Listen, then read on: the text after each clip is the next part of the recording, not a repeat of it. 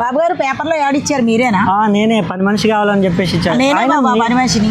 మీరు పని మనిషా? చూస్తే పని మనిషిలా లేరు కదా. నేను రిచ్ పని మనిషిని. రిచ్ పని మనిషా? శాలరీ ఎంత ఎక్స్పెక్ట్ చేస్తున్నావండి? ఓ 10,000 అండి. 10,000? మరి రిచ్ అన్నారు? అంటే రిచ్చే కదండి, నేను అందంగా ఉంటాను, ఐశ్వర్యరాయ్లా ఉంటానండి. నేను మీ ఇంట్లో అంట్లు తోముతాను, వంట చేస్తాను, బెడ్రూమ్ అంతా క్లీన్ చేస్తాను, పక్కలేస్తాను, కావాలంటే మీకు ఇంటి పని వంట పని అన్ని పనులు చేస్తాను అయ్య గారు. సరే ఓకే, నాకు నో ప్రాబ్లం. కానీ నాకు ఆఫీస్ నుంచి వచ్చేటప్పుడు కాస్త లేట్ అవుతుంది, అన్ని నువ్వే చూసుకోవాల్సి. అన్నీ చూసుకుంటా అయ్య గారు. ఎందుకంటే నేను చాలా బిజీగా ఉంటాను. మీరు జీతం ఎంత ఇస్తారు? 10,000 అన్నారు కదా, ఇంకో 5,000 ఎక్కువ ఇస్తలే. అబ్బా మీరు దేవుడు అయ్య గారు, మీరు దేవుడు అయ్య గారు. నాకు పని పర్ఫెక్ట్ చేసి పెట్టాలి. అలాగే అయ్య గారు. ఓకేనా? అలాగేనండి. ఓకే, సంతోషం అండి. ఎప్పుడు రమ్మంటారు? ఈరోజు పనండి. సరే ఈరోజు సాయంత్రం నుంచి వచ్చి సాయంత్రం నుంచి రమ్మంటారా? అయితే ఎంతో కొంత డబ్బులు ఇవ్వండి అయ్య గారు, అడ్వాన్స్. మీరు వచ్చినాక ఇస్తా అన్ని కలిపి. నిజంగా ఇస్తారు కదా? పక్కా ఇస్తా. అయితే ఓకేనండి. ఆయన రిచ్ పని మనిషి అండి. Okay right. అమ్మయ్యా, పని మనిషి.